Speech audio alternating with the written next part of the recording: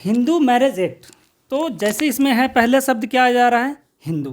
तो हम लोग पहले जानेंगे कि हिंदू होते कौन। हमारे टेरिटरीज़ के अंदर मतलब इंडिया के अंदर जो भी व्यक्ति मुस्लिम, क्रिश्चियन, पारसी और ज्यूज नहीं हैं उनको एज ए हिंदू कंसिडर किया जाएगा। कोई जिनका शादी हो रहा है उसमें से किसी के भी स्पाउस मतलब कि पति या पत्नी कोई भी उस वक्त जीवित ना हो या फिर उनका डिवोर्स हो गया हो, मतलब कि मोनोगेमी को प्रमोट किया गया है। मोनोगेमी होना चाहिए, एक विवाह। आज हम बात करेंगे शादी को लेकर के। शादी हिंदू कैसे करता है, क्योंकि देखिए आमतौर पर शादियां तो हो जाती है और किसी को कानो कान खबर नहीं होता कि ये शादी किस तरीके से हो रही है, कानूनन है ये गैर कानूनन है। हिमालय लॉ कॉलेज के असिस्टेंट प्रोफेसर विकास आनंद जी मौजूद हैं। तमाम विषयों पर चर्चा करें और बताएंगे हिंदू मैरिज एक्ट क्या है। तो शुरुआत करते हैं इस वीडियो की। सर, सबसे पहले तो आपका बहुत बहुत स्वागत है हमारे चैनल पर। जी धन्यवाद। तो आप हमें बताइए शादी क्या है और हिंदू मैरिज एक्ट क्या है, जो हम सुनते आ रहे हैं कि हमारी जो शादियां होती है, जो रजिस्टर्ड शादियां होती है, हिंदू मैरिज एक्ट के तहत होता है। जी बिल्कुल, नमस्कार। हिंदू मैरिज एक्ट, ये एक्ट जो है 1955 का है। सबसे पहले हम लोग जानेंगे कि ये एक्ट लागू कब से हुआ है, तो 1955 से हुई है। जी ठीक। तो हिंदू मैरिज एक्ट, तो जैसे इसमें है पहला शब्द क्या आ जा रहा है, हिंदू।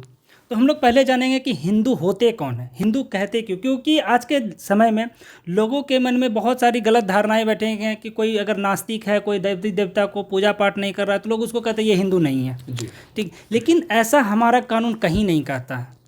तो हिंदू मैरिज एक्ट का जो सेक्शन 2 है उसमें क्लियरली बताया गया है, उसमें दोनों तरीके से बताया गया है, पॉजिटिव नेगेटिव दोनों तरीके से बताया गया कि हिंदू है कौन। पहले हम लोग जानते हैं, एक नेगेटिव जान लेते हैं छोटा सा, कि कहा गया है कि हमारे टेरिटरीज़ के अंदर मतलब इंडिया के अंदर जो भी व्यक्ति मुस्लिम, क्रिश्चियन, पारसी और ज्यूज नहीं हैं उनको एज ए हिंदू कंसिडर किया जाएगा। वो हिंदू है, वो हिंदू हैं। दूसरी बात, ये ऐसा लॉ है, ये पर्सनल लॉ है। ये क्या है, पर्सनल लॉ है। और ये आप अगर मान लीजिए कि फॉरेन भी चले जाते हैं तो ये लॉ आपके साथ जाती है। ऐसा नहीं कि आप अगर वहाँ पर जाके कुछ ऐसा कर लेते जो हिंदू मैरिज एक्ट के अगेंस्ट है तो आपके ऊपर क्या लागू होगा, वहाँ पर भी आपके ऊपर जो है हिंदू मैरिज एक्ट भी लागू होगा। अच्छा, ठीक है। अब आते हैं पॉजिटिव डिफिनेशन में कि हिंदू होते कौन है। हिंदू पहले हो जाते हैं बाय बर्थ।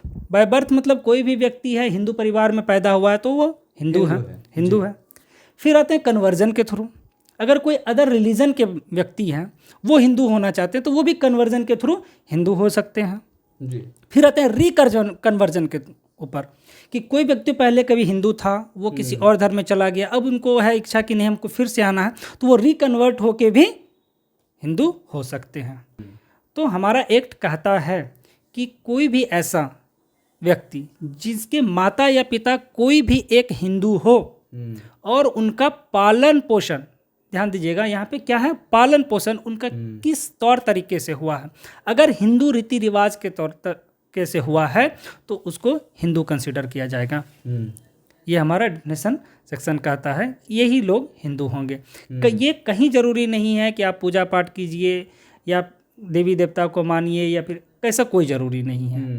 ठीक, तो हम जान गए कि हिंदू किसको कहते हैं। अब मैरिज पे आते हैं। तो मैरिज के लिए सबसे पहले जानेंगे कि इसका एसेंशियल क्या है, क्या क्या ज़रूरी है एक हिंदू मैरिज के लिए। तो पहले तो हिंदू होना। हिंदू कौन होते हैं हम तो जान गए सेक्शन 2 में। जी अब आते हैं सेक्शन 5 में सीधा, वहाँ पे एसेंशियल बताया गया कि हिंदू मैरिज के लिए क्या क्या ज़रूरी है।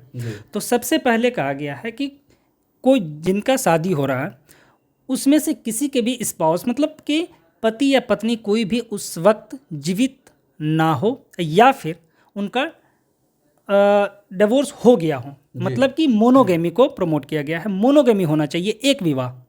द्विविवाह या एक से ज़्यादा विवाह आप नहीं कर सकते हैं। सबसे पहले क्या जरूरी है कि वो सिंगल हो, सिंगल हो जी, सिंगल हो। उनका शादी वगैरह कभी भी नहीं हुआ, अगर हुआ है तो उनका डिवोर्स हो गया हो तब कर सकते हैं। ठीक। दूसरा आता है एज पे, क्योंकि अगर आप द्विविवाह हुआ है आपका तो वो अगर आप शादी कर लेते हैं दूसरा शादी तो वो शादी सीधा आपका वॉइड हो जाएगा। वॉइड का मतलब कि शून्य हो जाएगा, उसको कोई मान्यता नहीं मिलेगी। जो दूसरी वाइफ होगी उसको एज ए वाइफ का दर्जा भी नहीं मिलेगा और आप बाइगेमी के ऊपर पनिशेबल भी हो जाएंगे। एक से अधिक शादी करते हैं तो आप पनिशेबल हो जाएंगे IPC के दर के अनुसार। दूसरा आता है एज लिमिट। एज है लड़की का 18 साल और लड़का का 21 साल, जी ये कानून ने बता दिया है। लेकिन अगर दोनों की सहमति से कोई 17 साल की लड़की है, कोई 20 साल का लड़का है, वो भी शादी कर लेता है, तो शादी तो आपका वैलिड रहेगा, लेकिन ये पनिशेबल हो जाएगा। इसमें आप कानून के द्वारा पनिश किए जाएंगे। ठीक, जी 2 बातें हो गई। तीसरी बात आती है कंसेंट की, मतलब साउंड माइंड। तीसरा बात कहा गया साउंड माइंड के बारे में। ठीक है, तो साउंड माइंड का जरूरी इसलिए होना जरूरी है कि जो व्यक्ति साउंड माइंड होगा तो वो अपना सही सही कंसेंट दे पाएगा। अब मान लीजिए कोई व्यक्ति पागल है या फिर उसको कुछ समझ नहीं आ रहा है कि उसकी शादी हो रही है, क्या हो रहा है, तो उसको कैसे पता चलेगा? तो इसलिए साउंड माइंड होने का जरूरी है, साउंड माइंड होना चाहिए व्यक्ति को। ठीक है, फिर चौथा आते हैं कि कुछ रिलेशन को जो प्रोविड किया गया है हमारे एक्ट में, ये डेफिनेशन सेक्शन 3 में दिया हुआ है हमारा हिंदू मैरिज एक्ट में। तो प्रोविजन डिग्री का ध्यान रखते हुए हम लोग को उस जो रिलेशन को प्रोविड किया गया है उसमें हम लोग शादी नहीं कर सकते। जैसे एग्जांपल के तौर पे बहुत लोग भाभी से शादी कर लेते हैं या अपने छोटे भाई के भी या बड़े भाई, उस रिलेशन को प्रोविड किया गया है, वहाँ पर आप शादी नहीं कर सकते हैं। अगर वो ऐसा करते हैं तो आपकी शादी क्या हो जाएगी?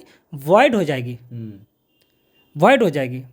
और कंसेंट वाली जो बात बताएं, कंसेंट में अगर आपका कंसेंट फ्री नहीं है, आपका कंसेंट जो है फोर्सफुली या फिर फ्रॉड के थ्रू लिया गया है, तो वैसी शादी क्या होती है? वॉइडेबल इन नेचर होता है। वॉइडेबल का मतलब ये हो गया कि आप जब तक कोर्ट नहीं जाते हैं तो वो शादी आपकी वैलिड है। वो आपके जो भी उसमें पीड़ित पक्षकार हैं, एग्रीव्ड पार्टी हैं, उसके विचार पे निर्भर करता है। वो चाहे तो कोर्ट जाके अपने शादी को नल एंड वॉइड करवा सकते हैं, रद्द करवा सकते हैं, वो बिल्कुल रद्द हो जाएगी। लेकिन उसका भी एक लिमिट है, टाइम पीरियड है, रीजनेबल टाइम पीरियड के अंदर। कितना है? जैसे साल भर 1 साल के अंदर आपको कोर्ट जाना पड़ेगा। लेकिन अगर हो सकता है कि किसी कंडीशन में ज़्यादा भी हो सकता है, तो आपके पास रीजनेबल एक्सक्यूज होना चाहिए। अब मान लीजिए किसी व्यक्ति का फोर्सफुली शादी कर लिया गया और साल भर उसको घर में ही कैद करके रख लिया गया, बंधक बना के रखा गया किसी बाउंड्री वॉल के अंदर, तो वो कैसे कोर्ट जाएगा? तो इस तरह का कोई रीजनेबल ग्राउंड है तो आप कोर्ट उसके बाद भी जा सकते हैं, ताकि वो ग्राउंड आप बता सके, ताकि वो कोर्ट सुने, कोर्ट आपके सुने। हाँ, तो हम लोग 4 बातें देख लिए। 5वां है सपिंडा रिलेशन।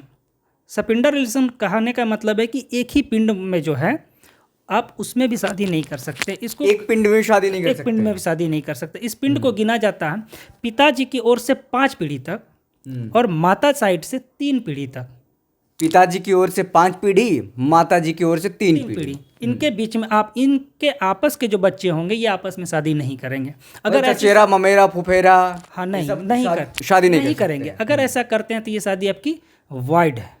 लेकिन अब यहाँ पे एक्सेप्शन है, यहाँ पर भी एक्सेप्शन है और प्रोविटेड डिग्री में भी एक्सेप्शन है कि अगर आपका कस्टम ऐसा अलाउ करती है, कस्टम अलाउ कर रहा है, तब आप कर सकते हैं। कस्टम अलाउ कर रहा है मतलब नहीं समझ पा रहे। मतलब कि कस्टम ऐसा हो कि जो रीजनेबल हो, अगेंस्ट पब्लिक पॉलिसी नहीं हो। ठीक है, जैसे कि आप बहुत सारी साउथ की मूवी देखते होंगे तो उसमें देखते होंगे कि कोई मामा का बेटा है फुआ की बेटी से शादी कर ले रहा है, तो वो उनका कस्टम है। कस्टम ऐसा कंटिन्यूअस फॉर्म में होना चाहिए, कहीं ब्रेक नहीं। ये नहीं कि कोई 10 साल से कोई कस्टम बना लिया कि 10 साल से हमारे परिवार में कर रहा, तो ऐसा इसको कस्टम नहीं। वो कस्टम को जो है लीगली तौर पर मान्यता प्राप्त हो। ठीक है, अच्छा। हाँ, वो कस्टम आपका जो वैलिड होना चाहिए, अनब्रेकेबल हो। ये नहीं कि 10 साल से चलते आ रहा है या 50 साल से चलता आ रहा है, उसको कस्टम नहीं माना जाएगा। नहीं, कस्टम चूंकि मतलब एक बहुत पुरखों का होना चाहिए, बहुत लंबे अरसे से, तब उसको कस्टम माना जाएगा। उसमें फिर आप वो एक्सेप्शन है, उसमें आप कर सकते हैं, सपिंडा में भी कर सकते हैं, प्रोविटेड में भी कर सकते हैं। तो ये 5 एसेंशियल है, इस बात को ध्यान के रख के हिंदू आपस में मैरिज कर सकते हैं। सेक्शन 6 जो है उसको हटा दिया गया है जी, गार्जियनशिप को लेके था, कंसेंट के लेके, तो अब वो हटा दिया गया है। तो मतलब गार्जियन का इसमें ज़्यादा कंसेंट का कोई महत्व नहीं है, क्योंकि जब दो एसेंशियल तो 5 में बता ही दिया, गार्जियन के कोई एसेंशियल ही नहीं है। अब दोनों जब बालिग हो गया तो दोनों कंसेंट आपस में दे करके शादी कर सकते हैं। उसके बाद आता है सेक्शन 7। सेक्शन 7 बताता है सेरेमनी के बारे में कि आपका अगर हिंदू मैरिज में कर रहे हैं, हिंदू मैरिज के अकॉर्डिंग कर रहे हैं शादी, तो आपका प्रॉपर जो है सेरेमनी कंप्लीट होना चाहिए।